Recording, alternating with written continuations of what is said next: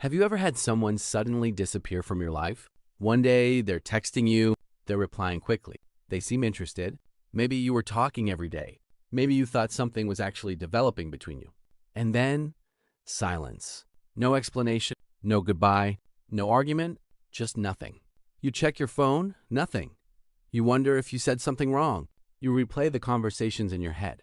You look at their last message and analyze every word.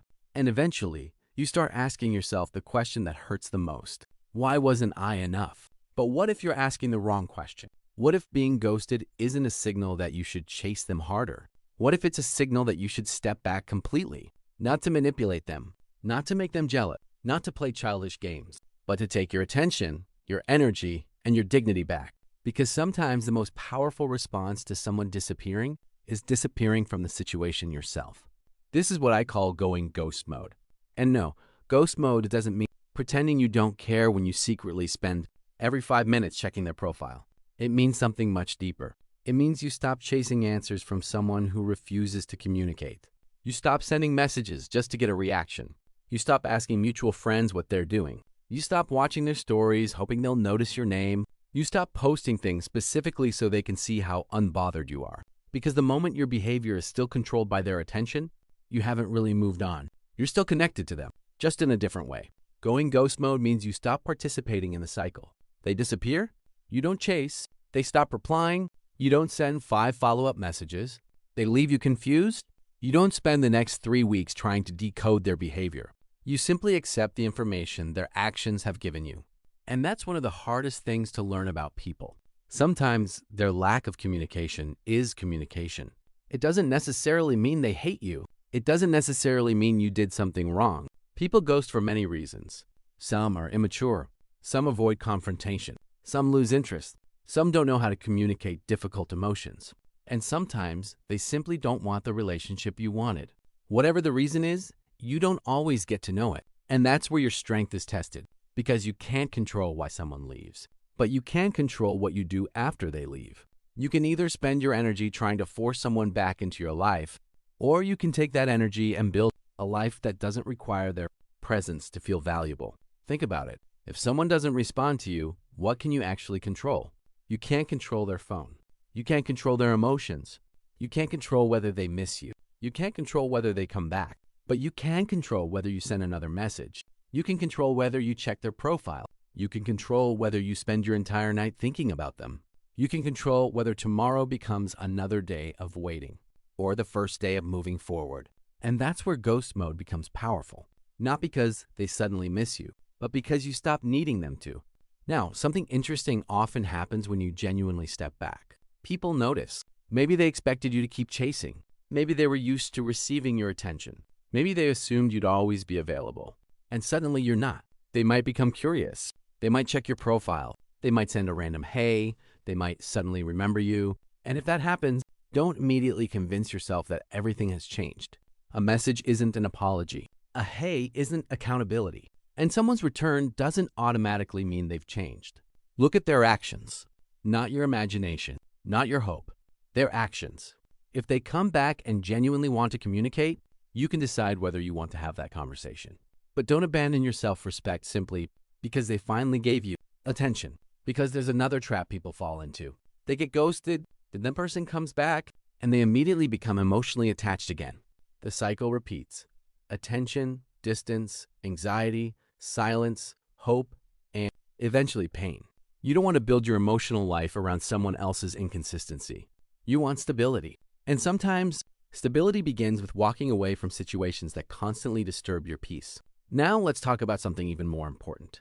Don't use ghost mode as revenge. This is where many people get it wrong. They think, I'm going to ignore her so she misses me.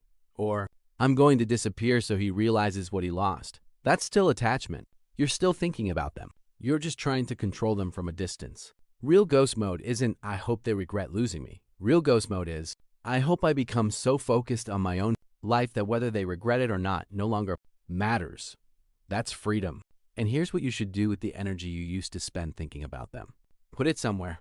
Go to the gym, study, build your career, work on your business, learn a skill, read, improve your appearance. Spend time with people who genuinely care about you. Build something. Create something. Become someone you're proud to be, because rejection can either become an identity or it can become fuel. And eventually something strange happens. You stop checking your phone. You stop wondering why they haven't replied. You stop looking for signs. You stop imagining conversations that will probably never happen. And one day you realize, I actually don't care anymore. Not because you forced yourself not to care, but because you built a life that became bigger than the situation. That's the real transformation. The goal isn't to make them miss you. The goal is to stop missing a version of them that existed mostly in your imagination. Because sometimes we're not grieving the person. We're grieving the future we imagined with them. The conversations we thought we'd have. The relationship we thought might happen. The memories we thought we'd create. And letting go means accepting that the future you imagined isn't guaranteed. But that doesn't mean your future is ruined. It means you have room to build a different one, a better one. And remember this, someone ghosting you doesn't automatically mean you're unworthy. Their decision is not a measurement of your value. You don't need everyone to choose you. You need to become comfortable choosing yourself. So if someone disappears from your life, don't beg them to stay. Don't destroy yourself trying to understand them. Don't turn their silence into a verdict about your worth. Take a breath. Accept what happened. Step back and keep moving. Because sometimes the person you need to stop chasing isn't them. It's the version of yourself that keeps searching for validation from people who aren't giving it to you.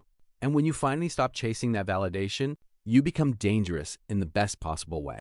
You become independent, focused, calm, disciplined, and difficult to manipulate. So if someone ghosts you, go ghost mode.